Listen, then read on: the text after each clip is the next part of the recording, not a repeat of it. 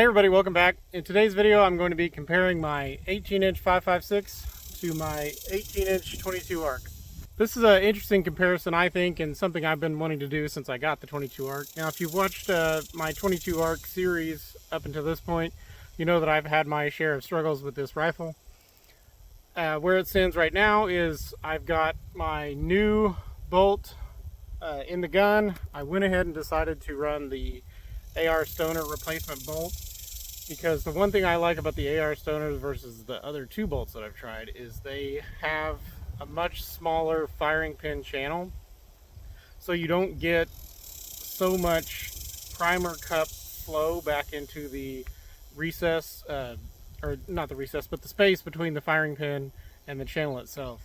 So that's the reason I've decided to do this. I am monitoring this very closely to make sure my headspace doesn't grow the same way it did on the first bolt I had. But we will see what happens. So I've gone ahead and finished my load development on the 22 ARC. I basically had to start over again. And what I've landed on is an 80 grain ELDM with Varget powder. So that's what I'll be shooting today out of this rifle. And then out of my 18-inch 5.56, I'm shooting my regular standby load, which is a 77 grain Nosler open tip match and Hodgdon H322.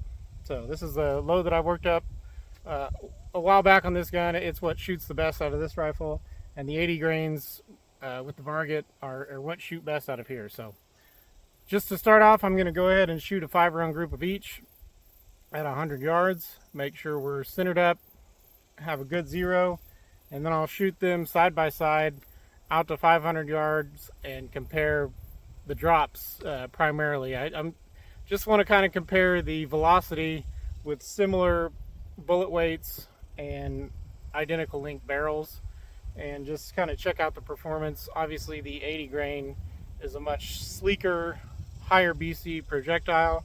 Obviously you could shoot 77s out of the 22 ARC. You couldn't really do the reverse out of the 5.56 unless you wanted to single load those out longer. But through a magazine, you couldn't shoot the 80s out of the 5.56, but you could do the reverse. So I think that's about it. I'm going to go ahead and get started, shoot some groups here, and then move on to the steel range.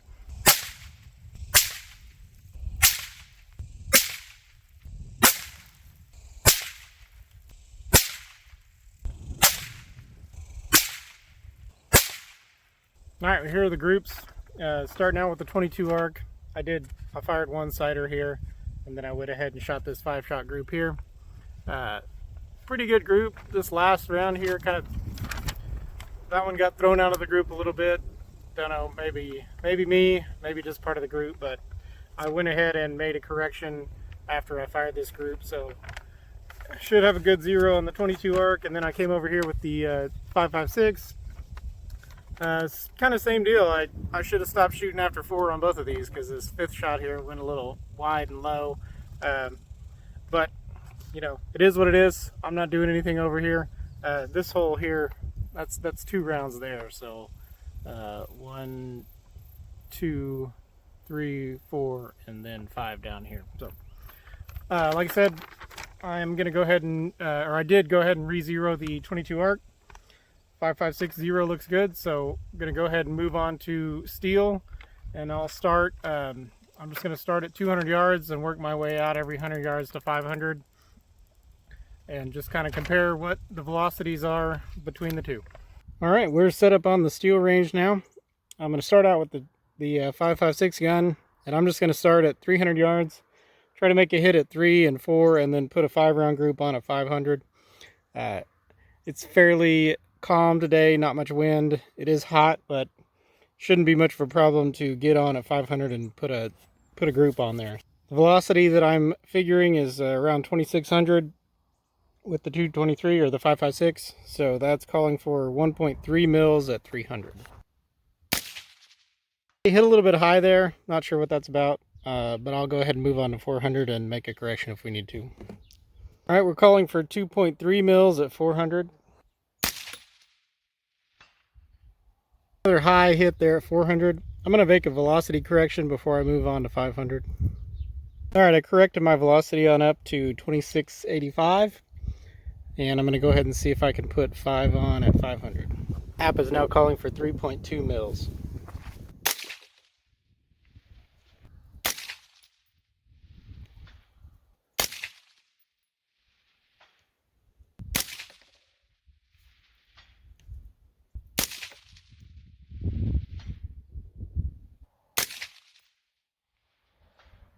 I believe I got 5 on there. I'm going to let this suppressor cool down since I'm going to be sharing with the 22 arc, and run down and repaint my steel and get a measurement on that group of 500. So right at an 8-inch group with the 5.56 there at 500 yards. Quite a bit of horizontal stringing.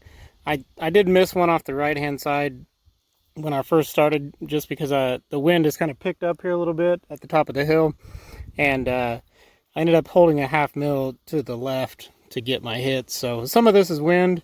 Pretty happy with the the vertical spread on that group. I did end up hitting a little bit low, about a 1/10 of a mil low. So I'm going to make a final velocity correction back up to back down to 2650. So 2650 is what we're running with the 5.56 gun, and we'll see how that compares to the 22 arc. I got the targets repainted. Moving on to the much vaunted 22 arc with the 80 grain ELDM powered by some Varget. So I am making a guess on my velocity starting out at 2750. So at 300 yards, that should put me at 1 mil.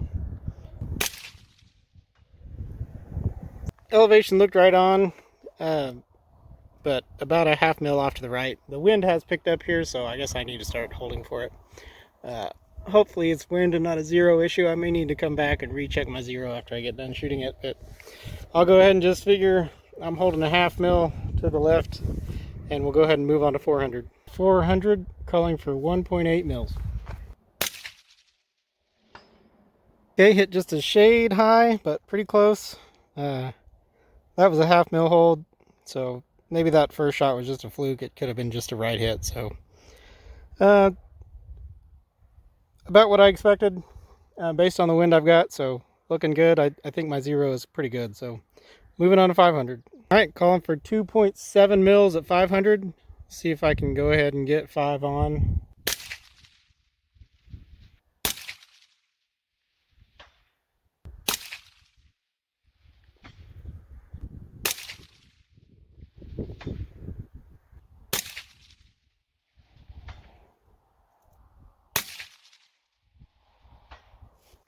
First round off to the side, had to hold a little more wind. Went ahead and put 5 on steel there, so we'll run down and take a measurement of that one. All right, with the 22 arc, right at about a 6.5 inch group here at 500 yards.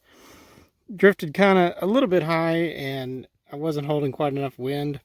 I did go ahead and make a velocity correction about a 1/10 down, which would put me, my guess was 2750. That puts me up to about 2790. So what's the point of all this? You might look at these velocity numbers and think, what's the point of a 22 arc? I can shoot a 77 grain bullet, barely 100 feet per second less than a 22 arc shoots an 80 grain bullet in the same barrel length. You know, say I've got a 16 inch 22 arc, well now I'm probably outrunning it in a 18 inch 223. Well, the difference lies in the kind of bullets that you can shoot. So you'll see in the 223 case, this is a regular old school 77 grain hollow point boat tail match bullet, and the 22 arc is a long, sleek 80 grain ELDM. So while the difference between 2790 in the 22 arc and 2675 in the 223 might not seem like much of a difference, I'm a full 7/10 of a mil different at 500 yards in my drop, just because of the incredibly more ballistically efficient bullet that you can shoot from a 22 arc. And that's nothing to that's not even considering the wind drift, which is obviously vastly superior in the 80 grain ELDM. So not that you can't get a lot done with a 223, you certainly can.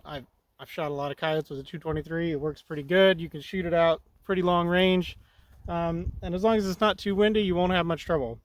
But the 22 arc really, it just, if you want to take advantage of the best bullets available in 22 caliber out of an AR-15, the 22 arc is kind of the way to go. Now obviously this one fought me. I had some issues with it. Now that it's all sorted out, it shoots pretty good. I'm pretty happy with it.